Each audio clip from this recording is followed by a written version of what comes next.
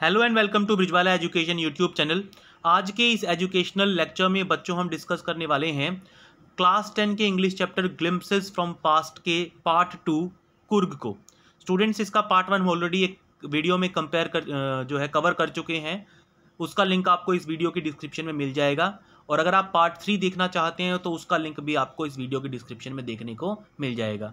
Video की description में और भी काफ़ी सारी प्लेलिस्ट हमने आपके लिए अपलोड कर रखी हैं, काफ़ी यूजफुल कंटेंट आपके लिए अवेलेबल करवा रखा है। तो एक बार वीडियो की डिस्क्रिप्शन में दिए गए लिंक्स को ज़रूर से ज़रूर चेक कीजिएगा। तो चलिए शुरू करते हैं हमारा पार्ट 2 कुर्ग। देखिए, midway between Mysore and coastal town of Mangalore sits a piece of heaven that must have drifted from the kingdom of God. देखिए, कुर्ग जो है ये एक जगह है कर्नाटका में, जो आजकल तो टूरिज्म के लिए काफ़ी फेमस हो गई है। तो इसके बारे में ये चैप्टर है, वहाँ के बारे में, वहाँ क्या चीज़ है, किस तरह के लोग रहते हैं, किस तरह के कपड़े पहनते हैं, ठीक है, उसके बारे में बताया गया है। मैसूर और मैंगलोर के बीच रास्ते में, ठीक है, मैंगलोर जो है वो एक कोस्टल टाउन है, समुद्र के साथ लगता हुआ शहर है। तो मैसूर और मैंगलोर के बीच में एक स्वर्ग जैसी जगह है। पीस ऑफ हेवन का मतलब एक स्वर्ग का टुकड़ा है, स्वर्ग जैसी जगह है, जो देखने में ऐसा लगता है कि वो किंगडम ऑफ गॉड, भगवान के साम्राज्य से कट के अलग होके धरती पे उतर आई है। इतनी सुंदर जगह है वो, ठीक है, उसने वर्ड्स में ये बताने की कोशिश की है। This land of rolling hills is inhabited by a proud race of martial man, beautiful women and wild creatures. This land of rolling hills, पहाड़ियों की जो जगह है, यहाँ पे एक प्राउड रेस रहती है। रेस का मतलब ह्यूमंस की जो काइंड्स होती हैं उनको रेस कह दिया जाता है। तो यहाँ पे काफ़ी प्राउड रेस रहती है। मार्शल मैन, मार्शल का मतलब होता है फौज से जुड़े हुए, जिन्होंने लड़ाई वगैरह में हिस्सा लिया हो। तो यहाँ पे मार्शल मैन रहते हैं जिन्होंने लड़ाई वगैरह में हिस्सा लिया है, और उनके पास जाहिर सी बात है लड़ाइयों की काफ़ी स्टोरीज भी रही होंगी। तो यहाँ पे मार्शल मैन रहते हैं, काफ़ी सुंदर औरतें रहती हैं, और काफ़ी जंगली जानवर भी इन इलाकों में देखने को मिलते हैं। कुर्ग, या जिसको कोडागू भी कहा जाता है, वो सबसे छोटा डिस्ट्रिक्ट है कर्नाटका का, and is home to evergreen forest, spices and coffee plantations. और यहाँ पे एवरग्रीन रेन फॉरेस्ट, हमेशा हरे रहने वाले जंगल पाए जाते हैं। ये रेन फॉरेस्ट का एक टाइप है स्टूडेंट्स, एवरग्रीन रेन फॉरेस्ट। शायद एसएसटी में आपने इसके बारे में पढ़ा हो। यहाँ पे मसाले काफ़ी उगते हैं, और coffee plantations. Coorg mainly famous है कॉफ़ी के लिए। यहाँ पे कॉफ़ी के पौधे उगाए जाते हैं, कॉफ़ी की प्लांटेशंस की जाती हैं। Evergreen rain forest cover 30% of this district. Coorg जो डिस्ट्रिक्ट है, इसके 30% इलाके में एवरग्रीन रेन फॉरेस्ट, यानी एवरग्रीन जंगल रेन फॉरेस्ट जो है वो पाया जाता है। ड्यूरिंग द मानसून्स के वक्त it pours enough to keep many visitors away. ज़्यादा विजिटर्स नहीं आते यहाँ पे, ज़्यादा टूरिस्ट नहीं आते, क्योंकि मानसून में यहाँ पे काफ़ी भारी बारिश होती है। The season of joy commences from September and continues to March. जो खुशी का मौसम है, यानी जब टूरिस्ट यहाँ पे आते हैं, वो दिन शुरू होते हैं सितंबर से और मार्च तक चलते हैं। यानी यहाँ पे जो खुशनुमा दिन होते हैं, जब हम बाहर निकल के एंजॉय कर सकते हैं, वो सितंबर से लेके मार्च तक का वक्त होता है। उस वक्त जो वेदर होता है वो बिल्कुल परफेक्ट होता है, with some showers thrown in for good major.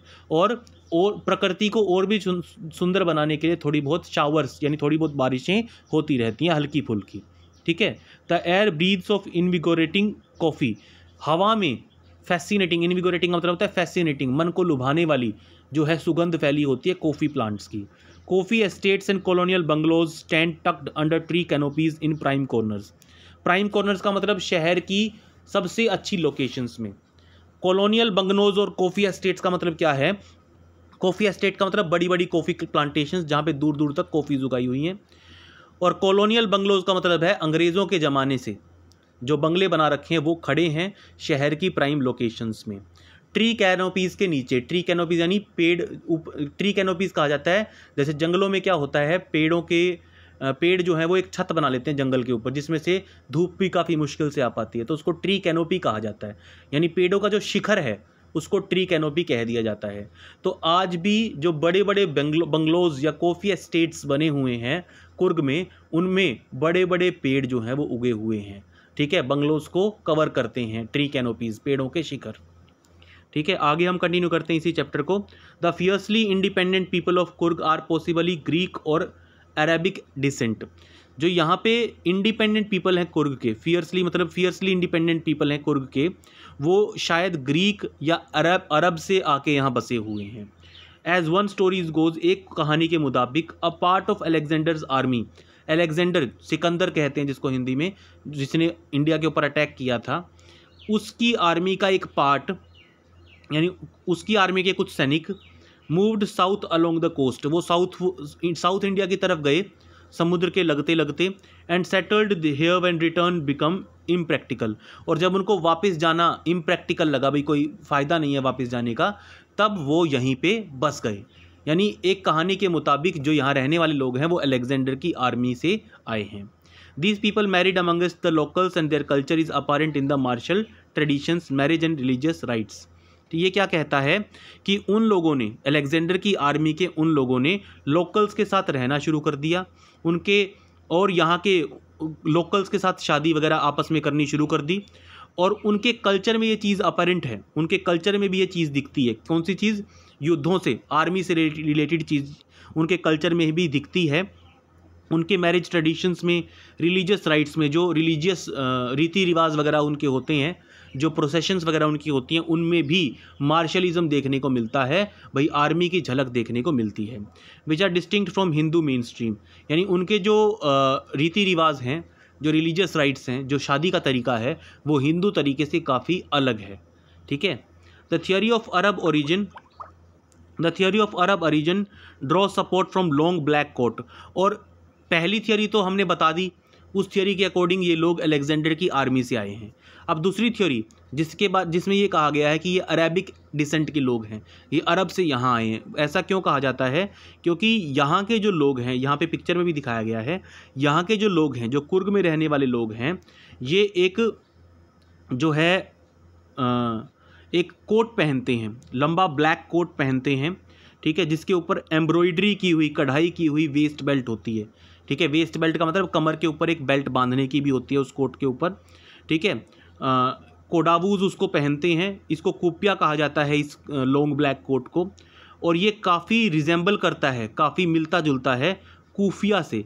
Keffiyeh को अरब और कुर्ड्स पहनते हैं, तो क्योंकि ये अरब्स की तरह कुफिया पहनते हैं, इसीलिए कहा जाता है कि ये शायद अरबी जगह से आके यहाँ बसे हुए लोग हैं। इनकी वेशभूषा से ऐसा जो है अंदाज़ा लगाया जाता है।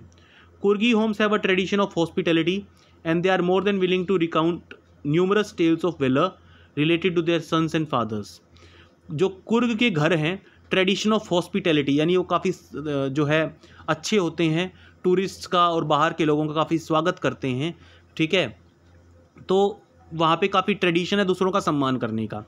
और they are more than willing to recount numerous, recount का मतलब याद करना, न्यूमरस का मतलब बहुत सारी, टेल्स ऑफ वेलर का मतलब बहादुरी की कहानियाँ, यानी अपने बेटों और अपने फादर्स की, अपने पूर्वजों की युद्ध की बहादुरी की कहानियाँ याद करने में, सुनाने में उनको बड़ा मज़ा आता है।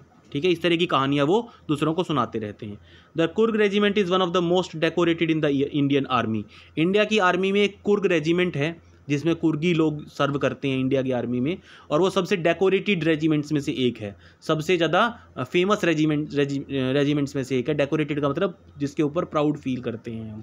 ठीक है, जो काफ़ी फेमस है अपनी बहादुरी के लिए। The first chief of Indian army general Cariappa, India की आर्मी के जो पहले आर्मी चीफ थे जनरल करियप्पा, वो भी कुर्ग से ही बिलोंग करते थे। आज भी, इवन नाउ, आज भी Kodavas are the only people India permitted to carry firearms without a licence. India में सिर्फ एक ही जो है ह्यूमन रेस को फायर आर्म्स कैरी करने की इजाज़त है, वो भी बिना लाइसेंस के। देखिए, इंडिया में अगर हम कोई बंदूक रखते हैं, कुछ भी रखते हैं, तो उसके लिए हमें लाइसेंस लेना पड़ता है सरकार से। लेकिन कोडावूज अकेले ऐसे लोग हैं, कुर्गी अकेले ऐसे लोग हैं जिनको फायर आर्म्स रखने की इजाज़त है, वो भी बिना किसी लाइसेंस की। देखिए, कृपाण वगैरह इस तरह की चीज़ें तो सिख वगैरह को भी परमिटेड होते हैं, लेकिन फायर आर्म्स का मतलब चलने वाली बंदूक टाइप की जो फायर आर्म्स होती हैं वो नहीं रख सकता कोई भी इंडिया में बिना लाइसेंस के, लेकिन कोडावूज रख सकते हैं। इनको परमिशन है। परमिशन इनको इसलिए दी गई है क्योंकि फायर आर्म्स रखना इनकी ट्रेडिशन का एक हिस्सा रहा है सालों साल से। The river Kaveri obtains it's water from the hills and forest of Coorg. जो कावेरी नदी है, इसमें जो पानी आता है वो कुर्ग की पहाड़ियों और कुर्ग के जंगलों से आता है। Mahseer a large fresh water fish, mahseer जो कि फ्रेश वाटर की एक काफ़ी बड़ी मछली है। Abound in this waters, abound का मतलब काफ़ी ज़्यादा मात्रा में पाई जाती है कावेरी के इस पानी में।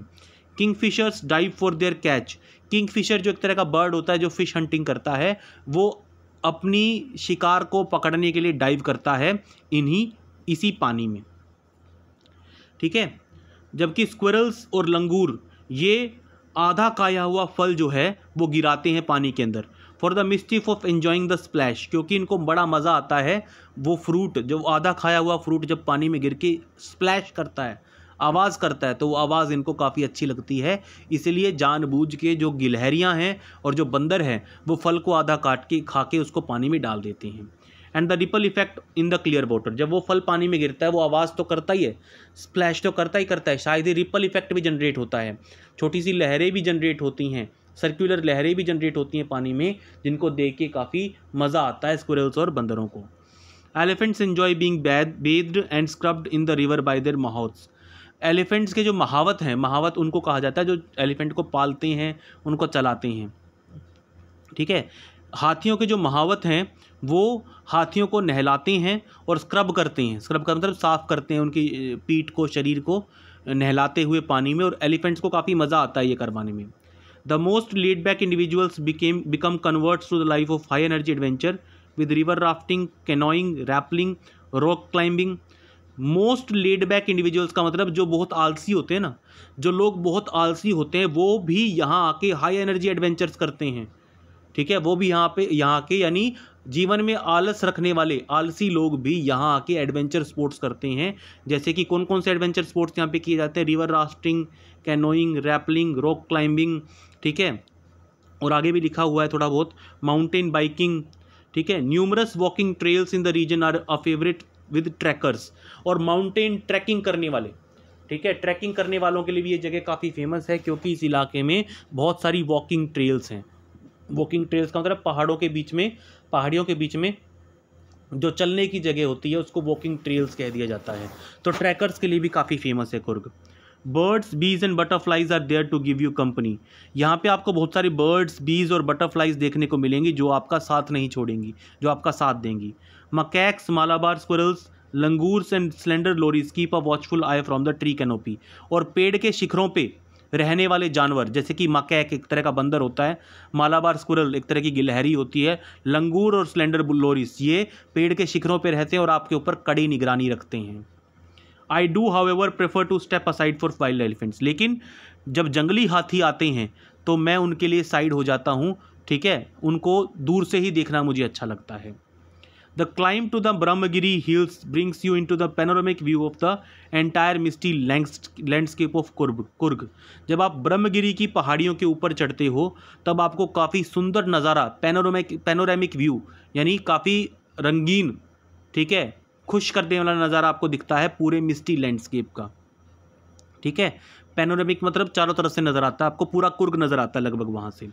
अ walk across the rope bridge leads to the 64 acre island of निसारगदम्मा। ये क्या कहता है कि जब आप रोप ब्रिज के ऊपर से क्रॉस करते हो, रोप ब्रिज को क्रॉस करते हो आप जब, तो आपको 64 एकड़ की एक आइलैंड तक आप पहुंच जाते हो, निसारगदम्मा जिसका नाम है, ठीक है। वो भी काफ़ी सुंदर है, टूरिस्ट में वो भी काफ़ी फेमस है।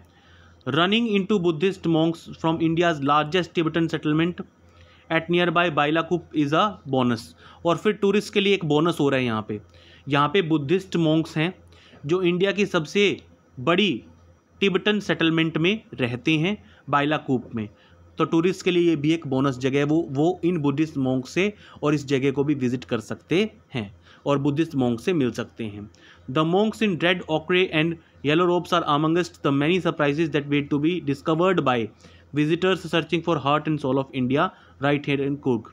जो ये मॉन्क्स हैं, जो बुद्धिस्ट मॉन्क्स हैं जिन्होंने रेड ओक्रे और येलो कलर के कपड़े पहने होते हैं, ये उन सरप्राइजेस में से एक है जो आज भी डिस्कवर होने बाकी हैं विजिटर्स, ऐसे विजिटर्स के लिए जो कि इंडिया के हार्ट और सोल को ढूंढते रहते हैं जगह जगह पे जाके, इंडिया के दिल और आत्मा की खोज में रहते हैं जगह जगह पे जाके। वैसे विजिटर्स भी के लिए भी ये एक सरप्राइज़ होंगे। कौन सरप्राइज़ होंगे? ये बुद्धिस्ट मॉन्क्स जो कि इंडिया की सबसे बड़ी तिब्बतन सेटलमेंट में रहते हैं। ठीक है स्टूडेंट्स, तो ये आपका चैप्टर था कुर्ग, जहाँ पे आपको कर्नाटका के सबसे छोटे डिस्ट्रिक्ट कुर्ग के बारे में बताया गया था, जो आजकल काफ़ी फेमस टूरिस्ट प्लेस भी बन गया है। अगर आपको ये वीडियो पसंद आए तो प्लीज़ वीडियो को लाइक कीजिए, जाने से पहले चैनल को सब्सक्राइब कीजिए, नोटिफिकेशन बेल आइकन को दबा के ऑल पे क्लिक कीजिए, ताकि जैसे ही हम कोई नया वीडियो लेके आएँ तुरंत उसकी नोटिफिकेशन आपके डिवाइस तक पहुँच जाए। कमेंट सेक्शन में अपनी राय ज़रूर दीजिएगा और जाने से पहले एक बार वीडियो डिस्क्रिप्शन को ज़रूर से ज़रूर चेक कीजिएगा। Thank you for being with us, keep loving and keep supporting.